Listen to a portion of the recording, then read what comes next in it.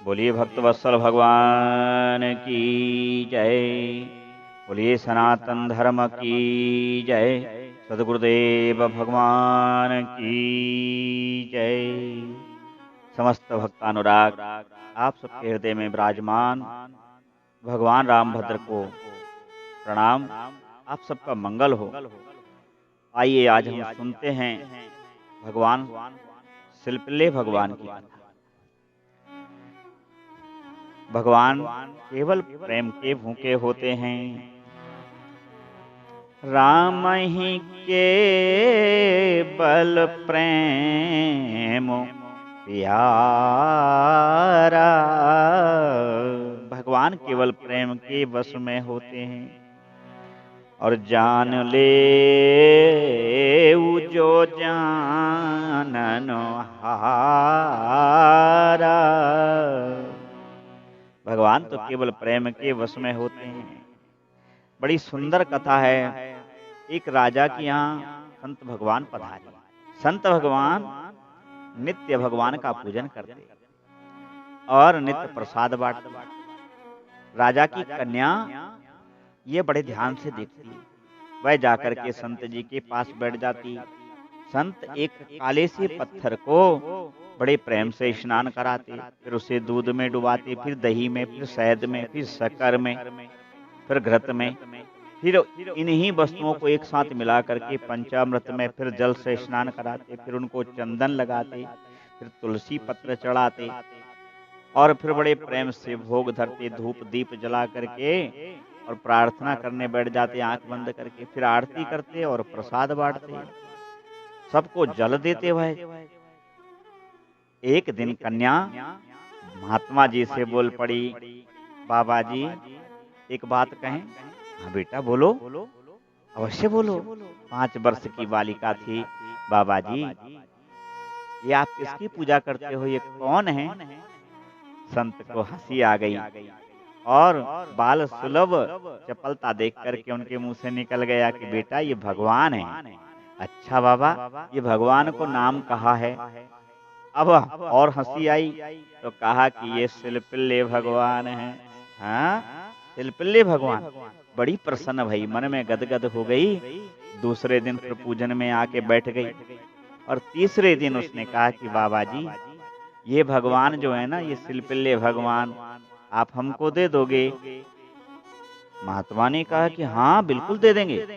और संत भगवान ने वह प्रतिमा उस बच्ची को दे दी और कहा कि बेटा ये भगवान हैं, इनमें प्रेम रखना, इनमें अनुराग रखना और इनका नित्य पूजन करना जैसे हम करते हैं। और पूजन का विधान बतला दिया और संत भगवान चले गए। अब वह कन्या भगवान के अनुराग में इतनी रागी हो गई, इतनी रागी हो गई, वह ठीक उसी नियम से पूजन करे।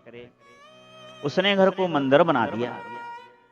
वह अपनी सभी साथ की सहेलियां, सारे सेवक सेविकाएं सबको लेकर के आरती करती है, सबको भगवान का चरणामृत बांटती, सबको भगवान पे चढ़ा हुआ तुलसी पत्र वितरित करती।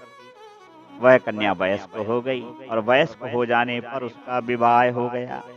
किंतु दुर्भाग्य से जो विवाह हुआ वो विवाह ऐसे पति से हुआ जो प्रभु विमुख था।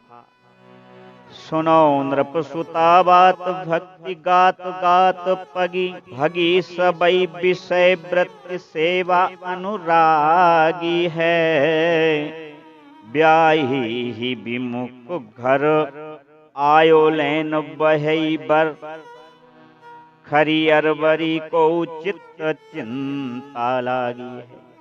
क्या करती? विवाह हुआ तो अब पति के साथ जाना ही था, पति के साथ चली गई। कर दई संग भरी अपने ही रंग चली, अली हूं न कोई एक वही जासों रागी है। बस एक उसके साथ कोई सखी भी नहीं थी, कुछ नहीं था। था तो कौन? तिपारी में उनके शिल्पल्ले भगवान। उन्हें हृदय से लगा करके वह कन्या शिल्पल्ले भगवान को लिए अपने ससुराल पहुंच गई। अब ससुराल में भी उसका वही राग, वही नित्य नियम, वही पूजा अर्चना वंदना। किंतु उसको ये सब जानकारी तो थी, किंतु ये पता नहीं था कि उसके पति को ये सब सुहाता नहीं। एक दिन वह क्रोध में ऋष में भरा हुआ आया और पूछा, अरे ये तू क्या करती है? तो ये कौन सी टिपारी है और इसमें क्या है? वह बोली, इसमें मेरे प्राण धन भगवान है। हाँ, तेरे प्राण धन भगवान? अच्छा, ये क्या भगवान है, क्या करते हैं? अरे ये तो मन की समस्त कामनाओं को पूरा कर देते हैं। उसने कहा, तू बड़ी अखंडन है, हैं? और बस उसके मन में बड़ा उद्वेग हुआ और उसने वही किया। क्या? बोले, आज ये तेरी पिटारी को मैं तेरे शिल्पल्य भगवान सहित नदी में फेंक आता हूँ। और पिटारी लेकर के गया और सचमुच जाकर के नदी में डाल आया। कन्या बहुत रोई, बहुत बिलखी, बहुत निवेदन किया, लेकिन उसने सुना ही नहीं। अब तो वह भगवान से दूर रह करके बहुत दुखी हो गई। उसके आंसू बंद नहीं होते।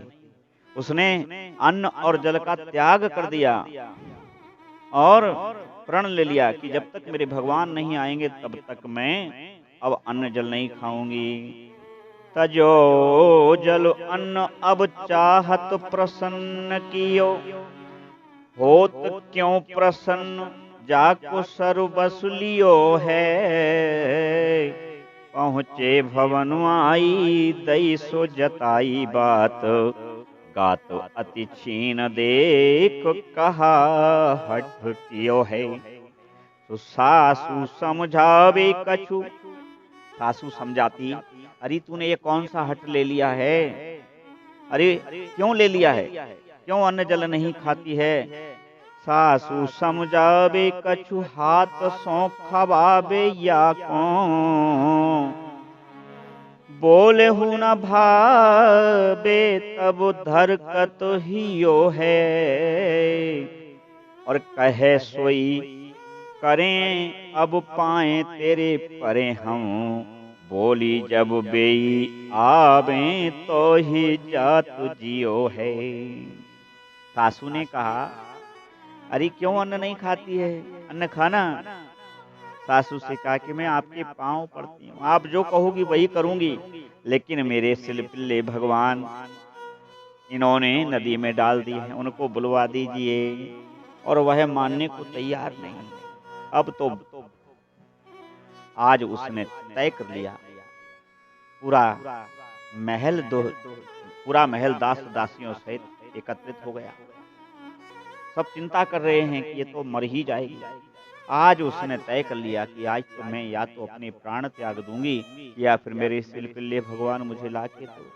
जब कोई जतन बनते नहीं देखा तब वह उस नदी के तट पर आए। बाही ठोर भोर आई तन भूमि गिरो,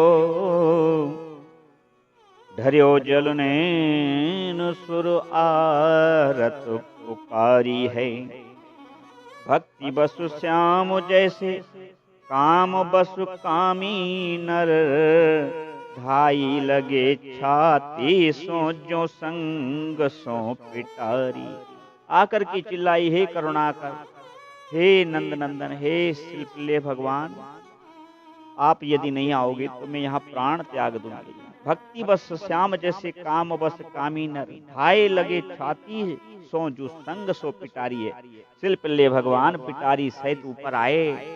सब देख रहे थे, भीड़ थी भारी कौतूहल देखने के लिए। और भगवान सबके देखते देखते नदी के जल से ऊपर आए और ऊपर आकर के भगवान और सीधे उसके हृदय से लग गए। और क्या देखते हैं, ये सब भक्त हरि साधु सेवा मांझ पगे, जगे को भाग घर बधु यों पधारिये। भगवान देखते ही देखते चतुर्भुज रूप धारी हो गए और एक विमान आया।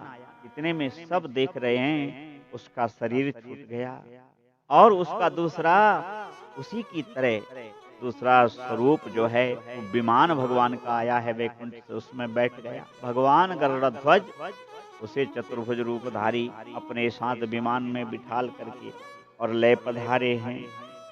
आज सासू कह रही है, ससुर रो रहे हैं, सब कह रहे हैं कि ये सब भक्त हरि साधु सेवा मांझ पगे, जगे को भाग घर बधु यों पधारी है। हमने इसका आदर नहीं किया, लेकिन ये हमारे किसी सत्संग सेवा पुण्य का फल था कि जो इस प्रकार की बहू हमारे यहाँ पधारी है। और सब जो है भगवान की प्रशंसा करते हुए, अब तो वह शिल्पल्ले भगवान को लेकर के घर आ गए और सब शिल्पल्ले भगवान की पूजन करने लगे। किंतु जो भक्ति थी, जो भक्ता थी, वो तो भगवान में विलीन हो गई। राम ही केवल प्रेम प्यारा, जान ले वो जो जानन हारा। बोले भक्त वत्सल भगवान की जय। आज के लिए इतना ही। आप सबका मंगल हो। श्री राम जय राम, जय जय राम।